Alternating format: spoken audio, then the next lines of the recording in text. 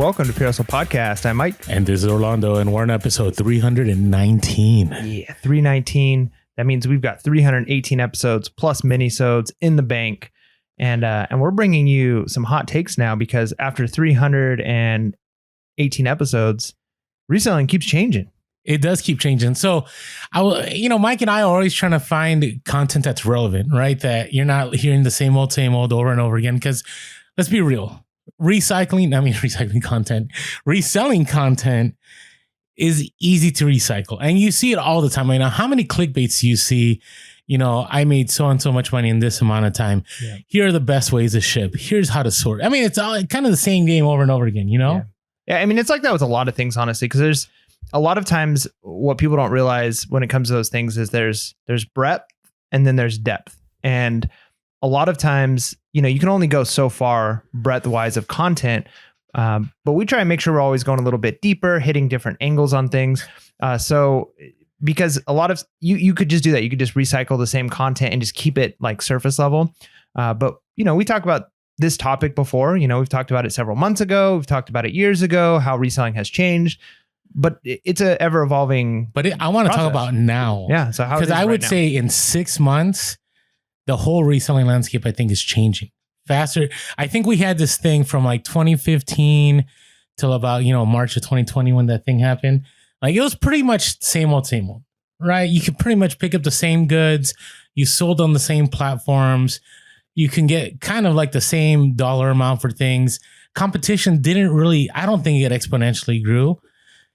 And then we went through this whole, I think it's a whole like revolution of a lot of things, right? People staying at home to work, people shopping online more, people unwilling to go outside their home. There was just a lot of things that happened. And I think that brought on massive change in 2022 because all the OG resellers in 2020 and 2021 just adapted and just like scaled. Right. But now, the economy is changing, right? We have, interest rates have peaked, but that doesn't mean things are any better anytime soon, right? And now the massive layoffs are coming on. All these major companies are down, and so all that I think is pushing into the reselling space. So the first one I wanted to talk about was the idea that now in reselling, there's a lot more competition, I would argue, than even 6 months ago. Yeah. Yeah, I think that's true. I think there's a lot of factors to that. You mentioned it earlier. A lot of people are hurting financially, right? And they're trying to make ends meet. And I remember when Millennial Monopoly or Monopoly from Millennials Monopoly, when that was the hot bolo. So I feel like that was the peak before everything hit. So Orlando had snagged a whole bunch of those. So I was like, you know what? This seems like it'd be funny for me because I looked at some. I'm like, I want to buy one off of you. So I bought one off of him. Did you really? Yeah, I think I gave it away because I was like, I played it once and it was funny. But one of the things that was in there was like in the, I think it's what's the community chest. It's like, you got a side hustle, get an extra $200 or whatever the thing was. And it's funny that they mentioned that because that is a thing in the millennial generation. Like statistics show that most millennials have some kind of a side hustle, and it's becoming more popular and more competition has grown for several reasons. But one of the driving factors why millennials are so likely, and it's not just millennials now. Gen Z. Now Gen Z is coming up and they're starting to have money and spend money and try and make money. And a lot of Gen Xers who maybe were doing okay, like the economy has changed. And so now they're starting to look for side hustles. So many different people who either didn't have one are now looking for a side hustle, or maybe people who already had some are trying to add even more. How can I make this work? I already drive Uber. I already do this. How can I make a little bit of extra money? Yeah, agreed. And here's the thing. It's not just people. It's organizations. So we've talked about how about Goodwill now, a store that shall not be named, is fully online now, right? They already had shopgoodwill.com. Now they have, I forget what the other one is. It's like, it's not Shop Goodwill. It's the other online platform that's some other established. I forget what it was called. Let us know in the comments, right? And you also have, for example, Salvation Army now has their own online site. The Salvation Army's here in San Diego. Like I go and there's like nothing anymore. A lot of them are actually closing. Right? Yeah. Like they're just disappearing. I think it's because they're just going online, right? It's less overhead, right? Less employees, right? They're able to fund ministries better because now all that money is just being put onto their online business, right? And so a lot of changes going on. So there's that competition. There is the whole, like, another platform came on with TikTok that I think is also leading to the exponential growth of the reselling space, in the sense that, you know, I don't remember like pre-2020 people really talking about Depop or people talking about, you know, selling on Grailed or StockX. Like those things were around, but it wasn't as prevalent as it is now. Yeah, and that kind of goes into our next part with the idea of it becoming more mainstream. It was in the past, I think, a little more fringe to be a reseller. If you had a side 100%. hustle, it typically was something like driving pizza at night, or, you know, once Uber came around. But things like TikTok, Instagram, social media, it provides a space, and the influx of influencers trying to promote this. And we've all talked about the fact that there's a lot of great influencers who are legitimate resellers who know what they're doing. And then there's a lot of people who actually see the market not in I can resell and make money, but I can build a platform and I can build an audience by doing quick TikToks about flipping shoes that I got at you know, Ross or Goodwill or whatever it is that they're doing. And it's becoming mainstream because it's so many people have been able to find, because that I think is no matter what generation. Because I remember like my dad as a kid watching stuff, and there was always like the infomercials of how to make extra money, and you can buy rental properties and you could do this. And there's always been little things here and there that people have tried to do to make money. But so many of them over time have almost become like cliche, and people realize like that's just a scam. But reselling, if you show somebody, hey, look, I'm at a thrift store right now, I could pay $4 for this. It sells for $50 on eBay.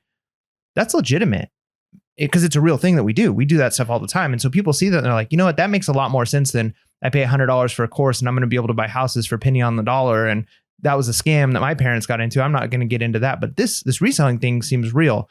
And because so many new influencers are really trying to build a platform and an audience to make money on TikTok and those types of things, or just, I think a lot of them just like attention, you know, so the more clicks that they can get. And I think anywhere, I remember when we were talking to a friend of ours back when we were at our old job at the old school, he wanted to, you know, market stuff, and he was into marketing, and he would always take like the marketing classes. Yeah. And he made a comment. He's like, yeah, your podcast should do really good, because we had a whole discussion on different markets that people can, you know, build audience and advertise in.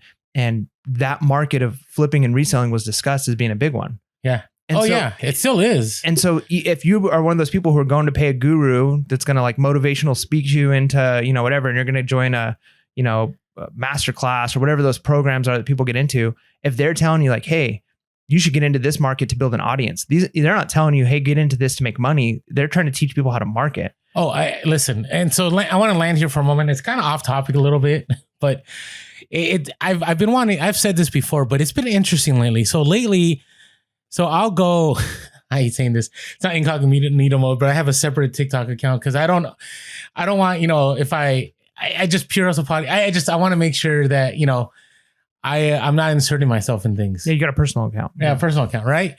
But, you know, since I love reselling, I'll have reselling content that keeps coming in. And it's interesting because, you know, you'll click and you'll go to their stores and they're selling a course, but they've only sold like 250 items, right? Or 500 items. And I'm like, listen, I've sold a lot more than that, and I still don't even feel comfortable selling a course. Right now, could Mike and I sell a course? I think we could, and I think we do really well. And maybe we need to. I don't think it's not my forte. Well, let's be honest. I think one of the things I hope our audience realize, because we get, you know, occasionally get the random troll who accuses us of trying to rip people off or whatever. But I think the reality is, if you look at every influencer in this space that makes a lot of money influencing, it's courses. And there's not anything wrong with people who are valuable selling their time and that kind of thing. But I think Orlando and I have left a lot of money on the table saying, let's not do that. Let's not try and like build a quick, you know, PDF ebook that we can sell, or like a quick course and pay a bunch of people to join a 6-week. And again, there's nothing wrong with that. But we wanted to just have this content where we're going through our journey every week for free on YouTube. And so, yeah, we've left a lot of money in hopes of being real and going through and talking about the struggles. But yeah, that is one of the primary ways these people are making their money. It's not through reselling. It's through teaching people to resell. Yeah. And so the other side of it is it has made it mainstream, because now people take it more serious. It's interesting. Where was I? I was talking to somebody the other day. I don't know if it was in church or something. And I always get, you know, men always ask each other, what do you do for a living? What do you do? Right. That is like the question. And I remember like 5 years ago, I would always have to like explain myself, right? Like, hey, I sell things on eBay.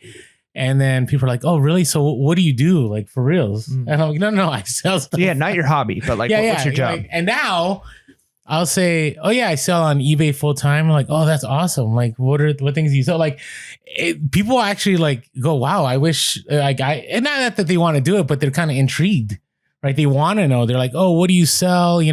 What does that look like? Like, I get all these questions now, or that wasn't the case. I mean, years ago, it would be like, hey, so are you going to get a job here soon? Or, there's some school offerings over here. And I remember those days. I remember people, in the early days, they would call me and like, hey, just checking up, seeing how you're doing, or are you managing? And I'm like, I'm good. Like I'm doing far better now financially than I was when I was teaching. It was interesting. I was watching a Commonwealth Picker, shout out to him if he's hearing our podcast, but he also was a teacher like me. He taught AP US and everything, and he has a great YouTube channel. And he was talking about how people now in the downturn economy are reaching out to him and going like, hey, you doing okay and stuff. So he still gets it. But he had said, hey, I make way more money now, including benefits, including investments and everything, doing reselling. And so I think we've come to a place in reselling where enough people have come into play and shown that you can do it full time, that it is really popular. And a lot of people do buy into what you said of the get rich quick, or you'll get ultimate time freedom. And we've never said that on the podcast. Is it possible to scale? Yes. Is it possible to make a lot of money? Yes. But it takes work and it's a grind, and there is no guarantees in reselling. Even Amazon right now, we have some people on the Discord saying, it's funny, like this Q4, we're picking up with these toys and we're just breaking even. Right. And so it's a lot more mainstreamed, which has made a lot more competition. But the positive thing about things have changed, I would say in the last 6 months, is that there's a lot more options to sell. Right. eBay isn't the only game in town. Right. So I've seen a lot of resellers lately talk about they've got an Avero for this, or Nike's come after them. And so they'll go to Mercari, or they'll go to Poshmark, or they'll go to Whatnot, or they'll go to Grailed, or they go to Depop. And so right now, I think it's an exciting time in the sense that since it's become more mainstream, it means that more people are going to go online to buy. And there's going to be more options, but be careful, because you could also spread yourself too thin and you're making the same amount of sales and doing a lot of the same work. So, all right. Hey, before we move on, just want to talk about, can I get this in here without ruining the lights? Yeah, maybe. So Orlando's grabbing some bubble boy. Here's what you should do. You should start it on your end, and we'll just bring it across the screen. It's right here. It's on the screen. I know. Oh, so I was about to roll it onto the camera. No. So just bring it across. No. Start it on that end. Okay, all right. What am I doing here? I'll start it on my end so people see. Okay, there. See? All right, anyways, it's 4 feet. Here, hold on. Okay. We're going to show how long this thing is. All right, ready? There you go. People on the podcast are like, what are we doing? They're just fast forwarding. Keep going. Oh, you're bringing it back? Putting it next to Freddy Funko? You didn't understand the concept. I didn't. Like a train going across. I wanted people to realize how wide this thing is. Jeez, Orlando. 4 feet, 200. I think it's 200. I don't want to. You got to talk into the mic. I'm trying to. It's big. Yeah. Anyways, American Bubble Boy is $39.99. Next day shipping. And Mike forced me to bring it inside. I was too lazy to bring it inside. Yeah, I walk up and I'm like, oh, we got American Bubble Boy delivery. Fantastic. But anyways, check out American Bubble Boys. You need bubble wrap, especially this Q4. Go to the link below. Helps us out. Helps you out because you get an incredible, bubble wrap pretty quick. And listen, we stand behind the product. We stand behind American Bubble Boy. We think it's awesome. Hence why I ordered it for myself. That's right. So, all right. This next one. Okay, outside of the more options to sell, I feel branding is becoming more important. Are you noticing that at all? Yeah, I mean, I think you've got to set yourself apart from other people, and this kind of goes like we talked about. There's a lot more options to sell. Part of that is all the different new platforms that there are. I've been talking to some of the people on the Discord and kind of watching them talk about Etsy stores, and I've actually recently bought several things off of Etsy. It's really cool. Etsy is a cool platform to be used for that kind of stuff. If you make things, if you've got a 3D printer, if you're crafty, or even if you just have like a access to a whole bunch of a certain type of item, because branding is a really big deal on Etsy, because you really do kind of develop a store. You got your brand name. People know what you sell. But I think that concept is becoming more and more important with other platforms as well. Having a presence, having a good logo, showing that you've got a store that has reputation, because reputation is crucial. It's very important. And we've talked about that, but I think people are going to be more willing to buy from a store that's, if you primarily sell CDs, if you're something in other media, or if you primarily sell, games, you're, Crazy Game Shop, whatever your name is, as opposed to like John 377426228 on eBay. Now, does that mean people still won't buy from you if you got the stuff that they're looking for? Of course they will buy if you've got the right item at the right price. But I think overall, if you've got a consistent kind of branding across all of your platforms, it helps you to develop that presence. And then people start to know, hey, yeah, usually when I buy my board games or when I buy my vintage shirts, like I go to sdvintageshirts.com because they've got the best, they find the coolest stuff. Mike's new website. That's my new website, branded it, just so you know. He's a vintage guy.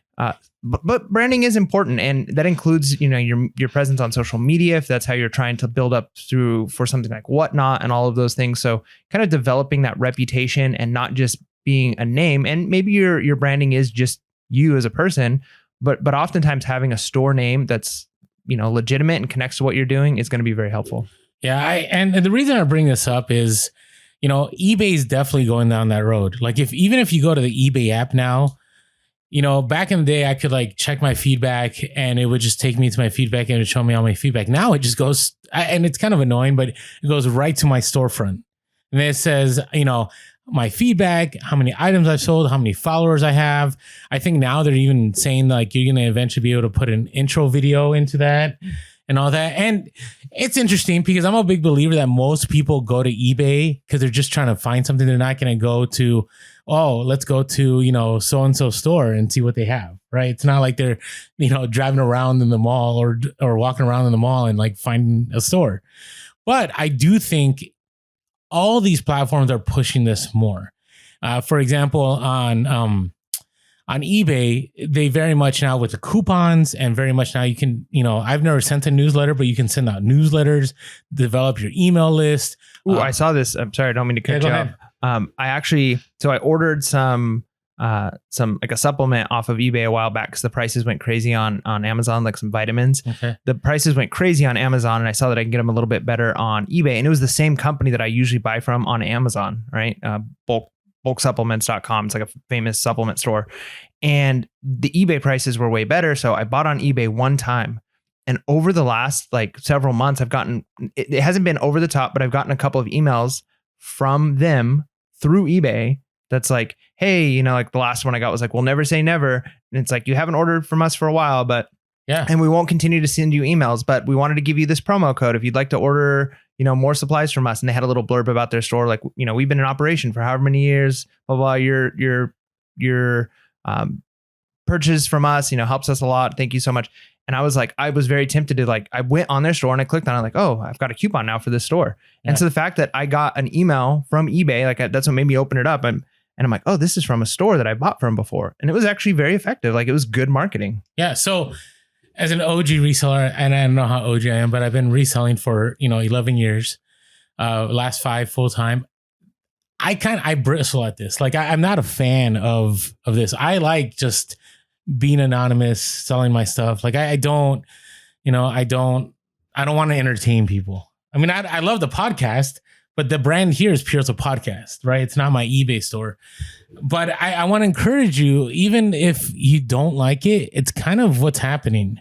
I don't think there's going to be a lot of options. We had talked about, and Facebook failed on this. Remember Facebook was supposed to have like their own like online stores? Mm-hmm. I don't know what happened with that. I even like made my own like Facebook handle and my Instagram handle, and it's out there. It's probably been hacked by now, but I created all that and then it just never went anywhere. And I'm not sure what happened, but eBay's definitely making it happen. Poshmark's making it happen. I think the biggest one that's making it happen is Whatnot, which leads me to talk about here about how live streaming now in the last 6 months has grown exponentially. Yeah. And I think it's weird. I'm interested to see where it goes, because a lot of what's selling on because I know like when you go to Whatnot, especially when you're doing sourcing or selling, you're kind of in the market that you're already into, like Harley shirts, vintage shirts, those types of things, hats, shoes.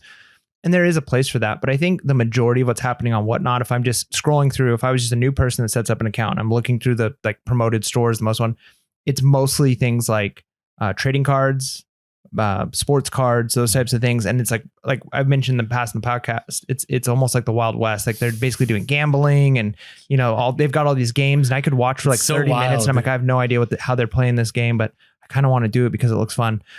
So it's pretty interesting. So I'm wondering how it's going to go. As we've talked in the past, that as the economy dips, I think that the push for things like basketball cards and Pokemon cards is going to dip. Oh, it's already dipped. However, one of the things that live auctions has for it, and I think they've grasped this from just social media. I mean, it's still an experiment in a sense, but it's been out for a long time. And there's, you know, sociologists and psychologists and all these things have a lot of data and understand how people are connected to these things, is that it's addicting. And if you're the kind of person who, you know, you like to shop, there's one way of doing it where you're just scrolling through on OfferUp and you're scrolling through on eBay and you're typing in the things you look for. But there's something about you're watching somebody sell something and every once in a while it's like, oh, that's an item I want. And people get addicted and people will spend so much time on TikTok. They'll spend so much time scrolling through Insta stories, all of those things. So it's not unfeasible. I can imagine many people are going to sit in front of a Whatnot and just watch an hour worth of people selling stuff, hoping to maybe see something that they want. Cause it's like that dopamine of, ooh, that's a cool item. I should bid on it. Oh man, I lost that one. I'll wait another 10, 20 minutes. Oh, there's another item I'd really like. And you're watching. Some people don't like that. Some people don't, but it was interesting because I told a guy at work about our Whatnot auction that we were doing. I was kind of telling him about the process. And he's like, what is this app? Let me look it up. And he came back like a week later and he's like, bro, bags under his eyes. He's all, bro, I checked out what you were talking about and I was watching on Whatnot. And he said, I watched for like a couple of hours and like, yeah, they were selling all these shirts. And he's like, I didn't even know what they were talking about, like single stitch and all this stuff. And he's like, it was so crazy. That's hilarious. But people, it's one of those things that I think it can addict people. And I think we're still at the early stages of like what this is going to look like. But as people figure out, I mean, think about early social media, like MySpace, like it wasn't there yet. It was still addicting, but they figured out how to make it more entertaining. The influencers have figured out how to capitalize on it. So as we go, these platforms like Whatnot, Poshmark, and eBay is going to be Poshmark doing it Live is like the latest one. It's live now. Yeah. I don't know when eBay is going to do it. Which why is the eBay always like 6 months or a year?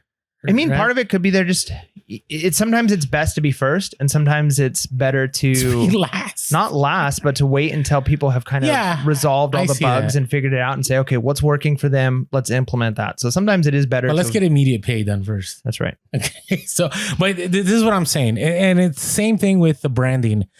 It's uncomfortable, right? So for example, Mike and I, when we first started the podcast, we took the handle on every single social media, right? No one else was going to be Pure Soul Podcast. Now, Twitter, we had to be Pure Soul Cast because there's only so many letters you can put in your handle. And maybe Elon's going to change that.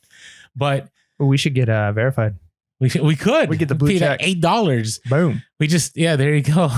You guys support us on Patreon so we can be blue check for you guys are looking at a verified, future verified. We are a future verified podcast here. I think it's going away. They've had so many fake people show up on there lately. So we'll see. I don't know. See.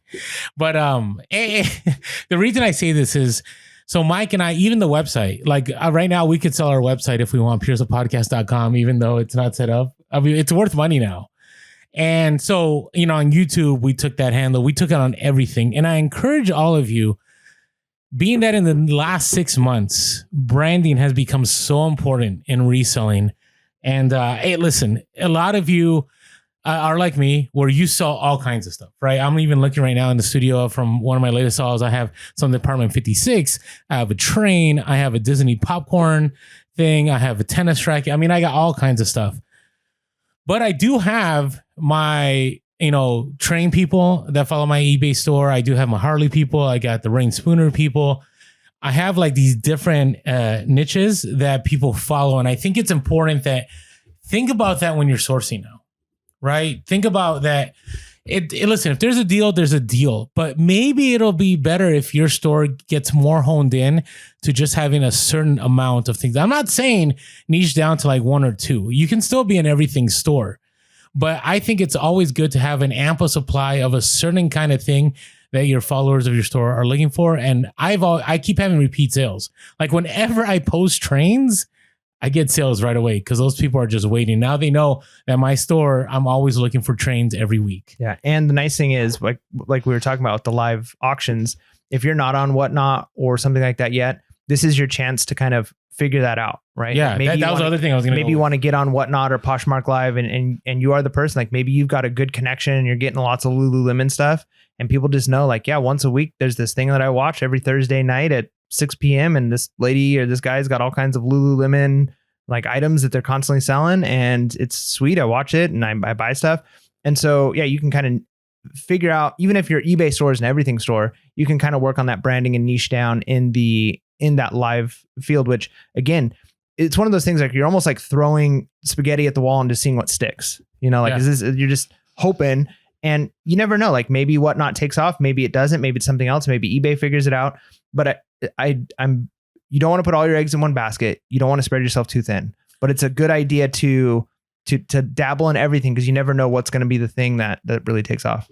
Yeah. And so I encourage you, do a Whatnot, do a Poshmark Live, getting used to that, because if that becomes a place, here's the one thing that people aren't thinking about is that I think a lot of these individuals that have been on Whatnot forever is that it's pretty much instant cash pretty quick, right? So on Whatnot, once you sell 1,000 items, that money is, I think it's good to go like the next day. Right. So in this kind of economy right now, let's say you're in a situation, you're like, oh man, I got rent and due in 2 weeks or whatever it is. You can quickly make that money on Whatnot on a live stream or on Poshmark Live, where if you're just trying to list and you're hoping that sales come through, that's going to be tougher. Now, granted, you may get more money by listing on eBay and listing on Poshmark and not doing a live stream auction. But at least with live stream auction, you're in control of, hey, maybe I can make enough revenue from this. So I encourage everyone to do the live stream. I know it's uncomfortable. Listen, I hate tap dancing for people. I just don't like doing it. And now I enjoy our Whatnot auctions. Every time I do it, I'm always looking forward to it because I get to interact with you guys. I loved our massive one that we did for 5 hours. That was a lot of fun. But I encourage you, just step out of your comfort zone because I definitely think reselling is changing that direction. And I don't think that's stopping anytime soon. All right. Hey, before we move on, I just want to let you guys know, thank you. Thank you to everyone that supports us on Patreon. Right now, we don't know what to expect with anything. And so it's nice to know that we have the ability to continue the podcast and spend that time to create quality content. I mean, even like thinking about the show, notes about the show, research about the show, that all takes time. Takes time away from reselling, takes time from our family. And so whenever you sign up on patreon.com and you help us out just for that $5.55 a month, it makes a big impact on our lives. So thank you to all of you. If you haven't yet signed up, you can go to patreon.com/PureHustle or go to the link below and you'll be signed up. And the bonus to that is you'll be in the Discord, and Discord has been good. I'm always impressed by what people pick up. I'm always impressed by how people think things through. I had a conversation with somebody that I think they were talking about like the cycles of reselling and how this recession is definitely challenging individuals like that. Maybe the conversation needs to shift about, hey, I got this for $5 and I'm selling it for $100 to, hey, I was able to carry through this month and this month and this month because of this, which we do talk about. But I think maybe that needs to be more of a discussion, So I enjoy these discussions that we're having in Discord. So come check us out. Also, if you haven't followed us on social media yet, we are Pure Hustle Podcast on all social media platforms, except for Twitter. We are Pure Hustle Cast. You can always give us a call. See, I shortened that. Thank you. 619-738-1170. That's 619-738-1170, or you can shoot us an email, purehustlepodcast@gmail.com. That's purehustlepodcast@gmail.com. And as always, if you're watching us, if you're listening to us, but you're not watching us on YouTube, come on over. We are Pure Hustle Podcast. Hit that like button and smash that like button. But make sure to subscribe, hit that bell notification so you are notified whenever we drop those Monday minisodes, or maybe we just drop a random episode. We haven't had an emergency episode recently. I don't, not that we need to, but Sometimes we need them. Sometimes there's drama and we need to address it. We need to get on it. And appreciate all of you that continue to leave us 5 stars and tell people why you listen to Pure as a podcast. Always helps us out in the algorithm. And so appreciate all that. I just want to share the last 2. Oh, I want to share this 2-star. Can I share this 2-star? I want to share. Sure, let's do it. All right. We got some haters. From Giving a Gift. Giving you clout now, giving a gift. I missed the old episodes. This podcast is now mostly commercials or promoting ways to send them money. Let's see. Bowl wrap, ad check, head raiser check, discourse check, YouTube check, Snapchat. Wow, I didn't even know we were on Snapchat. No, me neither. We're not on Snap. All right, come on, we're grown men here. Okay, telling us how they barely break even. Check. So, am I supposed to lie to you? Like I don't understand. Now we have commercials break in the middle of the conversation. Okay, that one we can't control. That is by the person that it's basically our management, whatever. I don't know what you call it. The podcasting platform that we use. Yeah, so that one we can't control. And just listen out of habit now, hoping it goes back to old days. Hey, giving a gift. I appreciate you still listening. It's not 80% commercials. It's maybe 10%. Yeah, I think we try to be reasonable, and that's part of the cost of keeping this free, right? I think that's the thing that people, I hope, realize is, yeah, it is annoying if you're watching on YouTube, you got to skip those ads or have paid YouTube, or you just listen on the podcast and you don't have those. There's a couple of interruptions here and there of some advertisements, but the reality is that's what keeps the podcast free. That's what keeps us going on this, and the alternative is, we could do a 10-minute podcast and say, if you want the rest, it's behind a paywall. And we just don't want to do that. And so. We will not do that. And listen, it's just, that's part of the business.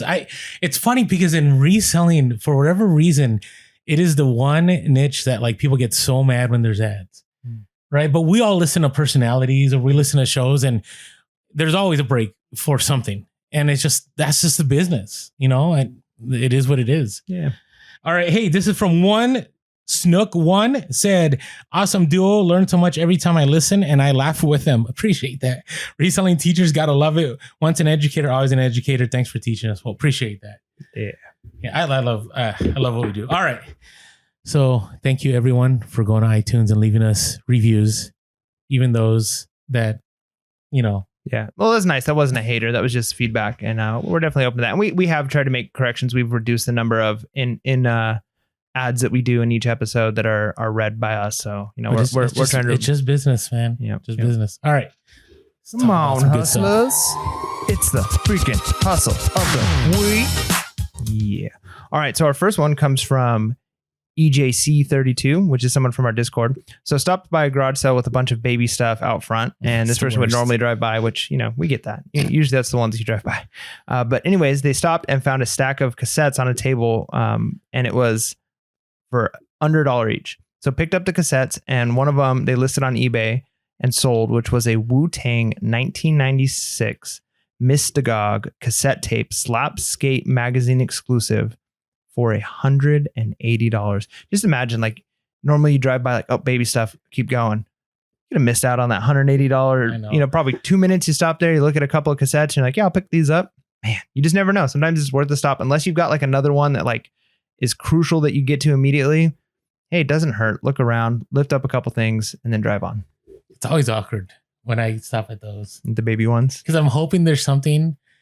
And then, I've had kids, but I don't know if people assume I haven't had kids, but I just walk around and they're like. And it never hurts. It never hurts to even ask and say like, oh, this is cool. I see you're selling some stuff. My kids are, I'm looking for Wu-Tang cassettes. You can just say though, like, hey, man, we got some good stuff out here. I wish I would have had this when my kids were young. But you happen to have anything else for sale? Because if people are selling stuff, typically, maybe they just didn't think about taking them back, and they might say, like, well, what are you looking for? And so you don't need to drive by and be like, got any Legos? But you can say like, that happens, right? That's what I'm saying. So, but you can say like, oh, I typically buy, workout equipment, and I, buy vintage clothes, and they could be like, oh no, I don't have any of that. Or, oh, I do have some video games. Hold on, let me go check. And if not, then you can just leave the card and say like, oh, if you think of anything else you have like that, here you go. And on my card, I have the categories I sell in, right? There's like 9 or 10 categories listed on there of things. And you'd be surprised of how many times those people reach back out. Mm-hmm. It's interesting because I've learned to just say when they ask, "Hey, are you looking for anything?" I'm like, "Oh, I'm just looking for a deal." You know, is there anything out here you haven't brought out, or is there anything back there that you haven't brought out? And you'll be surprised. And sometimes they'll bring out stuff, and you're like, "All right, yeah, no," but you know, it never hurts. I can't tell you how many times I've watched somebody on social media go, "I asked if they had any more, and they came out with this." Yep. You know. All right, this next one, I got to tell you, it's a great story. So this is from Christopher, IG handle, Dude No Way Flips. Sweet name. Was undecided whether to drive out to a yard sale at the American Legion in a small town. Got up the next morning and decided to go. Sale started at 7, but showed up fashionably late at 8 a.m. There were a couple tables set up, but nothing was about to leave. But nothing great, so was about to leave. Noticed the bin below a table. Lifted the lid and it was full of 90s sports hats that you could tell was someone's collection. I'm just feeling that right now. Little jelly. Yeah. Well, not only that, but you know that feeling when you're like, no one saw it. And like, yes. And you just want to get out of there, right? Yeah. You want to get out of there. Spotted a Sports Specialties Raiders script snapback, which is the grail of hats. It's true. I've looked for that. I'm a Niners fan and I can't stand the Raiders, but man, if I came across that hat, which that hat, the script Raiders hat sells for $400 to $500. And sorry to all of you Raiders fans, please don't come and hurt us. Leave us a bad review because I'm more worried about my physical health. The Raider fans. So you took a jab while apologizing. Hey, look, the Raider fans, they're tough. They get it. They're fine. Yeah, reform. All right. Didn't need to see more. Asked how much. The guy said 50 cents each. Then noticed there was another bin next to it filled with the same thing. Asked how much for all. Said $10. Jeez. About 50 hats in all. Sold less than 10 so far to 2 different collectors and netted $1,600. Jeez, that's definitely a hustle of a week right there. I can't think of the last time I found an incredible amount of hats like Dude No Way Flips. Christopher, great work. Great job. All right, our next one comes from Lacey M, another Discord member. So went to a garage sale and noticed a chair that her mom used to have back in the day. So it was old and it was being used for storage. So anyways, paid $20 for this chair, went home and listed it on eBay and sold it. It was a vintage red mid-century modern sewing chair stool with storage, and it sold for $180 plus shipping. That's 40 cents. I missed the 40 cents. $180 plus some change plus shipping. This is a market I haven't really got into very much, is like furniture, but there is a ton of money if you know the right furniture to look for. Chairs, especially being one of them. There's just a ton of money. There's collectors, especially when it's older stuff. There's certain brands, there's certain styles. This mid-century modern, that's a very popular thing people are looking for. So if you know what you're looking for, and we have a lot of people on our Discord that do vintage booths at places, and they talk about selling things through there. This obviously sold through eBay, which you can do. But I mean, it's definitely worth learning about a little bit, because you do see a lot of furniture at places, and a lot of times it's just IKEA furniture, but you never know. You might find that older stuff. A lot of times it's at those places where I'm going to drive by here because it's just a bunch of old stuff look like someone took out of their barn. And those might be the things that really, really sell for a lot of money. Yeah, agreed. And the shipping, don't let the shipping scare you. Luckily, Lacey here from our Discord was able to remove the legs. Nice. Which made it a lot easier, to ship. But don't let shipping scare you. Now, granted, you can end up like Orlando and sell a Bessler and larger whatever thing, and that took 3 hours to ship. Like, that was a beast. Mm-hmm. But if it's worth the money, sometimes it's worth the time. So right. Thank you everyone that shared with us. All right, what's your hustle of the week? So mine is, definitely not one for $1,600, but it's kind of just a nice one that's been sitting in my storage for a little while. So I bought a pair of Doc Martens on a road trip, and I like to do that when I'm on road trips. Just stop at garage sale sometimes if I happen to be out, on a Friday or Saturday.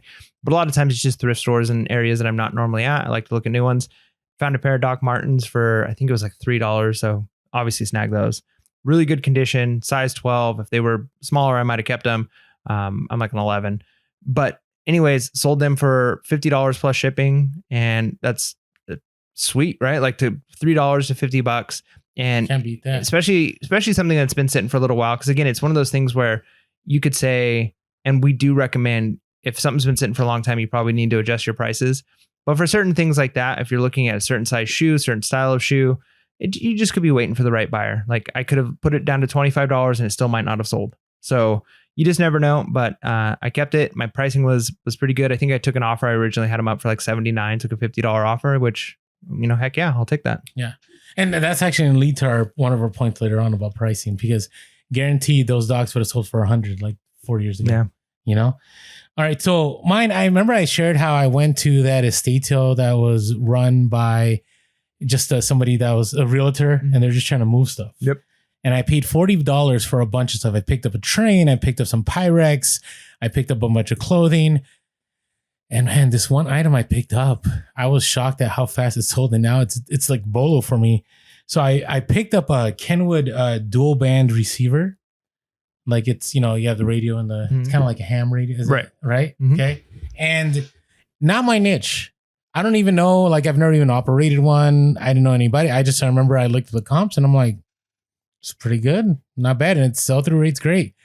And luckily, it was all intact, and I had a power source with it too.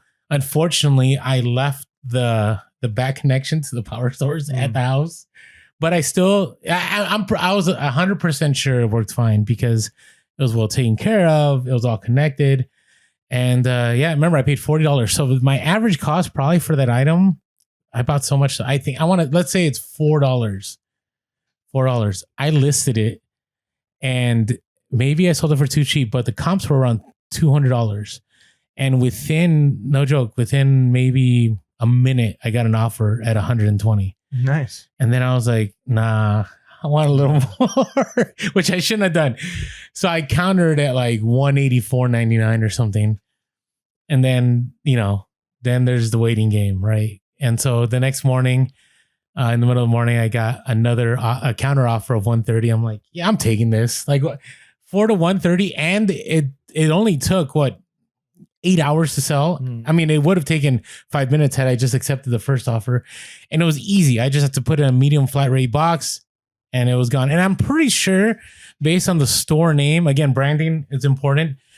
It was probably either a drop shipper or someone that sells electronics. So like they'll buy it from you, and maybe they have like their own clientele, and they're maybe only going to make $40 or $50 more than you would have made, but the volume of stuff that they sell, like they're okay with that profit margin. So yeah, I was pretty happy that because I only paid $40 for everything, and I have a train set that's worth $200 to $300. I got Pyrex that's worth like $50.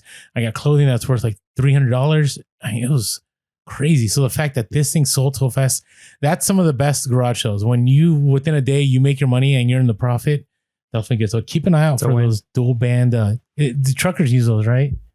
Yeah, there's different CBs that truckers typically use, but yeah, it's a wide niche that's got different categories. You've got your ham radio, you've got your regular dual band receivers, you've got your CB radios, and a lot of them use different frequencies and have different functions, but they essentially do the same thing. Yeah. Okay. All right. Hey, so let's get on with this list, and then. So we are going to share another one of our advertisers, people that we advertise, but I want to tie it into what we're talking about here. Nice. Yeah. So our next thing is it's starting to get a lot more expensive to resell things. There's a lot of things that have moved the price up. Inflation and just the changing technology has impacted us in a lot of different ways, like things like fees, store fees. The listing fees. Now you have to promote items quite a bit more, and now there's pay-per-click. Shipping has gone up. Gas and that's part of it, right? Like you can't get upset when shipping goes up when you got to consider like, well, gas has gone up, cost of labor has gone up. All of these things have gone up, and so those costs get passed on to us. Like those costs don't just impact you personally when you fill up your car; it impacts a lot of things. And so dealing with that, you've got to realize that your overhead it's creeping up, and you can't escape that no matter what. If you've got a brick and mortar store and you're renting a spot, every year your rent's probably going to go up. Every year, like electricity goes up. Prices constantly are going up. That's kind of what you're always fighting with inflation, and you're adjusting prices with it. The nice thing is typically your items that you can sell, the prices of your items go with it. Now, when you have that curve where the prices that your expenses go up, but then your profits are going down, that's when you're in a really rough place. But things have gotten a lot more expensive. I remember when I first started selling, shipping was a lot cheaper. Store fees, all of those things were cheaper. But those prices are creeping up, and we have to just recognize it's a reality right now. How do we adjust that?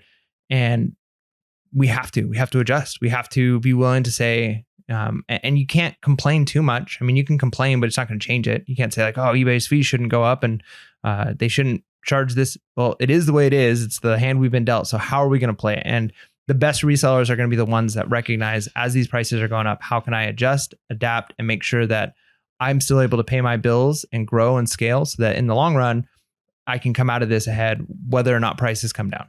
Yeah. And so before I move on to the next one, this is where we shared a whole podcast about like the number one rule of reselling, and it's keeping your costs low and selling high. And I think more than ever, that is important right now, because I do believe, we're kind of in this weird flux right now where we're in a recession and there are a lot of people trying to sell stuff, right? But I don't think we've hit the peak where a lot of people are trying to sell their stuff yet, right? I think people are still willing to hold on. I think, people are hopeful. So they're like, maybe we can make it. We don't need to sell this stuff. We don't need to do a garage sale. We don't need to put our stuff up on Craigslist. But I think the time will come when that happens. And when that happens, prices are going to drop even more on goods.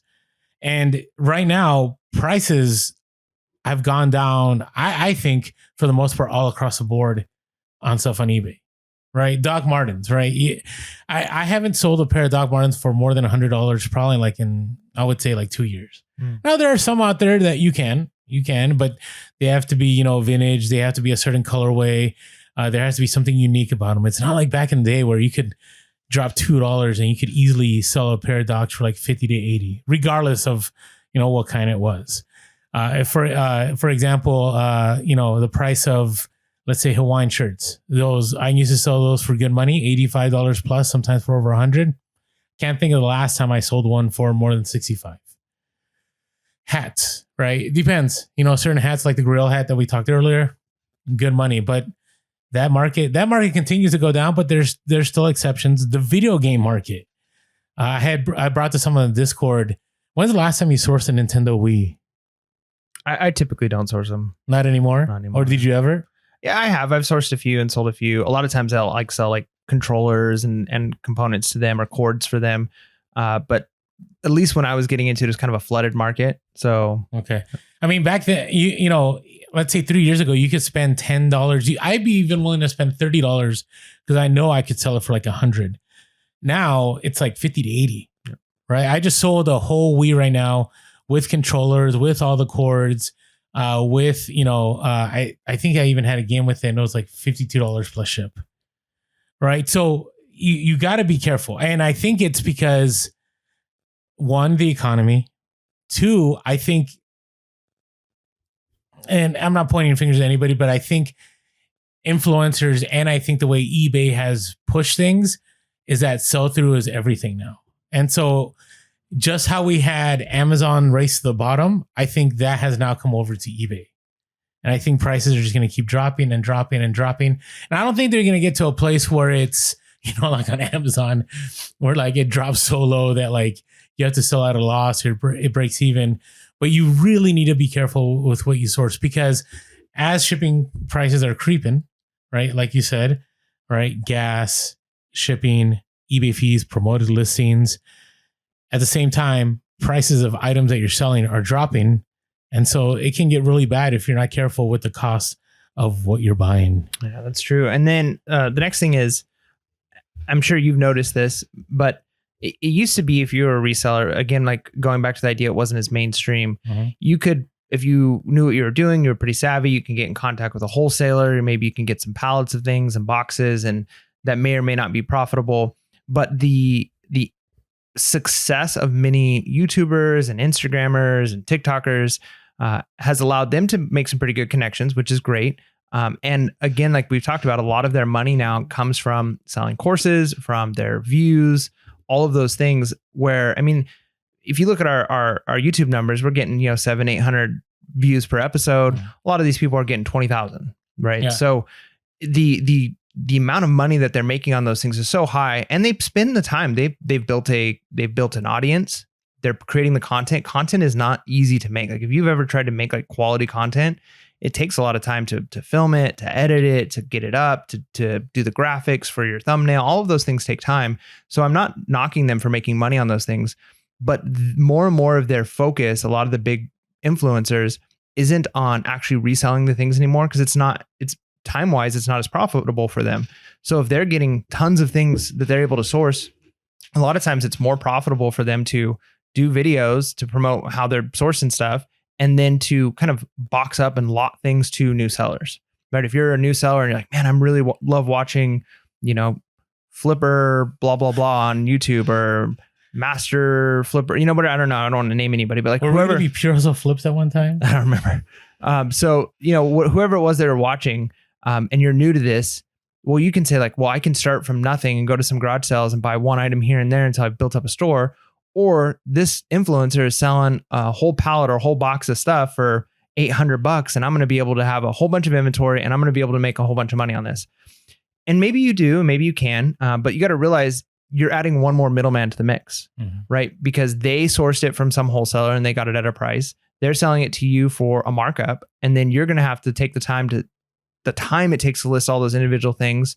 And so if you take out the markup that the middleman made, your profit is actually quite a bit lower than it could be otherwise. And so this may be really good for people who are just starting out. They're trying to figure out what they're doing, but it's definitely been a change in reselling where a lot of people are able to go and source a ton of inventory from a popular person on either through Poshmark or through, a pallet or a box that they're selling.